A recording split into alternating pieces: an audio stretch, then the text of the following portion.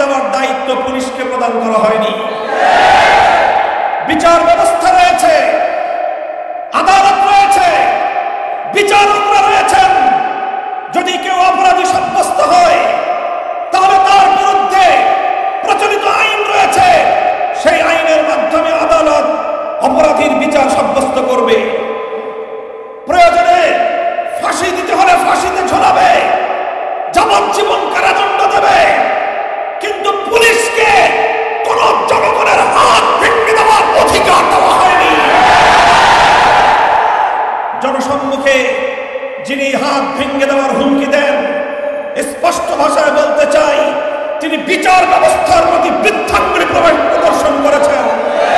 তিনি বাংলাদেশের সংবিধানকে অপমান করেছেন, বাংলাদেশের রাষ্ট্র ব্যবস্থার প্রতি বৃদ্ধাঙ্গুলি প্রদর্শন করেছেন। আমার ট্যাক্সের পয়সায়, জনগণের ট্যাক্সের পয়সায় যে বন্দুক তার হাতে তুলে দেওয়া হয়েছে, এ বন্দুক আজ নিরাপদ নয়। এই অস্ত্র দিয়ে তিনি এদেশের জনগণের বুকে ঠেকিয়ে দেওয়ার জন্য হুমকি প্রদর্শন করছেন। স্পষ্ট ভাষায় দাবি তুলতে চাই, আদালতের কাছে আমরা দাবি তুলতে চাই, সেই কুষ্টিয়ার বিতর্কিত এসপি সাহেবকে বরখাস্ত করতে হবে, বরখাস্ত করতে হবে।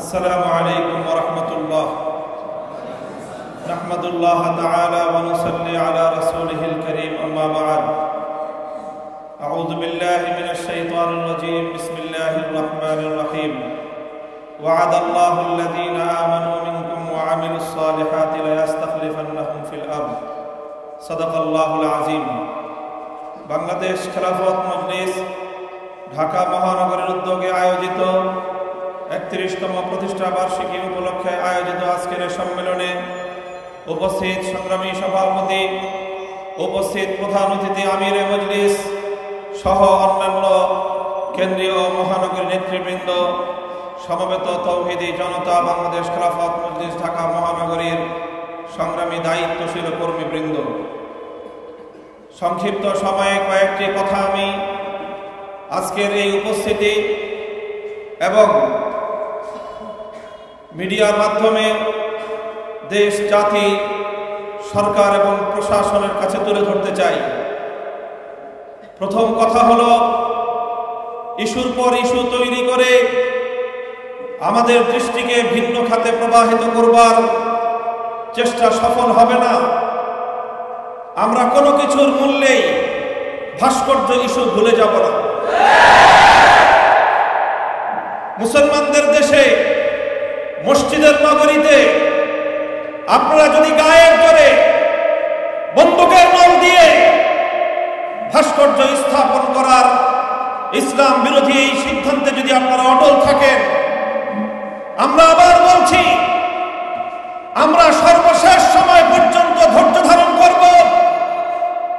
দেশের জনগণের জানমালের নিরাপত্তাকে আমরা অগ্রাধিকার দিব। আমরা কখনোই হঠকারী হয়ে আইন শৃঙ্খলা নিজের হাতে তুলে নেব না। কিন্তু ইসলাম বিরোধী অপতৎপরতার কারণে এদেশের ইসলাম প্রেমী জনতার সঙ্গে সরকারের স্থায়ী বৈরিতার সম্পর্ক তৈরি হবে। আপনারা এদেশের ইসলাম প্রিয় জনতার ম্যান্ডেট চান কি চান না, এটা আপনাদেরকে সিদ্ধান্ত গ্রহণ করতে হবে।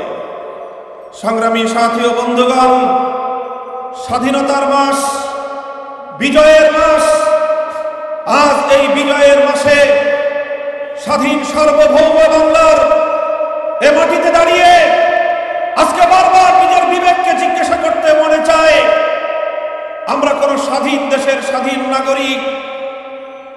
আমরা কি স্বাধীন দেশের স্বাধীনভাবে বসবাস করবার সুযোগটুকু পাচ্ছি?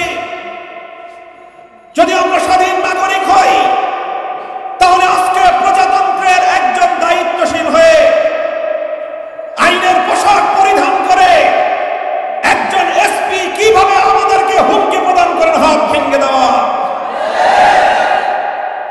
যতটুকু সংবিধান পড়েছি, বাংলাদেশের আইন পড়েছি, এদেশের প্রচলিত সকল রাষ্ট্র ব্যবস্থার প্রতিটি নিয়ম কারণ আমরা অধ্যয়ন করেছি। কোথাও